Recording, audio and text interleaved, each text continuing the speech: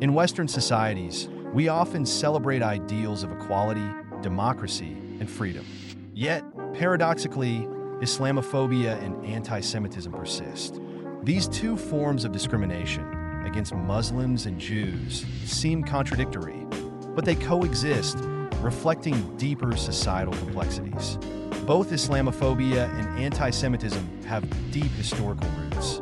Anti-Semitism can be traced back to medieval Europe, where Jews were marginalized and scapegoated, culminating in the horrors of the Holocaust. Islamophobia, though it surged after September 11th, has older origins in European conflicts with Muslim empires. These long-standing biases resurface even in societies that claim to have moved beyond them. Politicians, especially on the far right, exploit these fears for their own gain. Islamophobia is often linked to fears of terrorism or immigration, leading to discriminatory policies like travel bans and surveillance. Anti-Semitism, meanwhile, lurks in conspiracy theories about Jewish control over global institutions. Both forms of prejudice feed on societal insecurities. As Western societies become more diverse, some groups fear losing their cultural dominance. Islamophobia emerges as a reaction to visible Muslim practices, like wearing the hijab, which are seen as incompatible with Western values. Meanwhile, anti-Semitic tropes continue to portray Jews as politically or economically manipulative.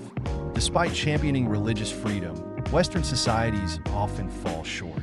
Policies like France's ban on religious attire disproportionately target Muslims, while anti-Semitism subtly persists through far-right rhetoric or even in the guise of anti-Zionism. Far-right movements often target both Muslims and Jews, Muslims as invaders and Jews as part of a global elite. This reveals how prejudice can be irrational, targeting different groups for different reasons, but always rooted in fear and a desire for purity.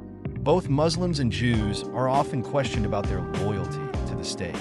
Muslims are seen as more loyal to the global Muslim community, while Jews face accusations of dual loyalty to Israel. These suspicions only deepen the sense of exclusion. The coexistence of Islamophobia and anti-Semitism highlights a broader paradox. Even in societies that claim to value tolerance and inclusion, deep-rooted prejudices remain. Confronting these contradictions requires a commitment to true pluralism and an honest engagement with the fears that fuel these forms of discrimination.